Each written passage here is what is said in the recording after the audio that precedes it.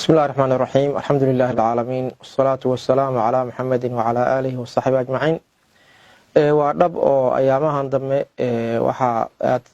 وررك وجري iyo social media dad Soomaaliya oo ay xiicunaya in la arkay iyada awal aad muddo dhaqan ahaan dadka Soomaalida ah ay cunitaankiisa inaysan dhaqan u lahayn ayaha waa xalaal culimada muslimiintuna waa ku ijmaaceen ayaha cunitaankiisu inuu xalaal yahay xadiis dhowr ah ayaa nabiga ka sugnaatay kaleey salaatu wasalaam oo xalaalnimadiisa uu ku cadeeyay waxa kamid ah xadiiskii Abdullah ibn Umar radiyallahu ta'ala anhuma oo yiri nabigu wuxuu yiri kaleey salaatu wasalaam uhillat lana maytatani wa damani amal maytatani al-hut wal jarad wa amal damani فالكبد والطحال حديث كان النبي وحنا كشيء عليه الصلاة والسلام وحير وحى لينو حلاليي لبا ميد لبدا ميدنا waxa weeye waa kalluunka iyo ayax labada dhigna waxa weeye waa beerka iyo beeryarada marka waad aragtaa xadiiskaas ayuhu isagoo baqti ah oo horay u dhintay ayaa la cuni karaa waa xalaal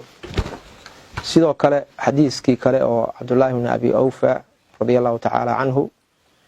oo saxiixaynka ay warinayaan Bukhari iyo Muslim wuxuu yiri ghazawna ma'a rasuulillahi sallallahu alayhi wa sallam 7 ghazawaatin aw 6 ghazawaatin wa kunna na'kulu ma'ahu al-jarad waxa nabiga la duulay alayhi salatu wasalaam 7 duulaan ama 6 duulaan ayaa nabiga la duulay waxaanu cunaynay duulaamadaas oo dhan iyadoo nabiguna weheliyo alayhi salatu wasalaam ayaha ayaan cunaynay xadiis cadcad ayaa marka xalaalnimada ayaha ku soo arooday hadii isagoo horay u baqtiyay la helana waa la cunaya inta laga cuni karo hadii isagoo nool aad soo qabsatidna madaxa intaad ka goysid ayaad inta hilibka ah waa la arkayaa markii baalasha sare la iska jaro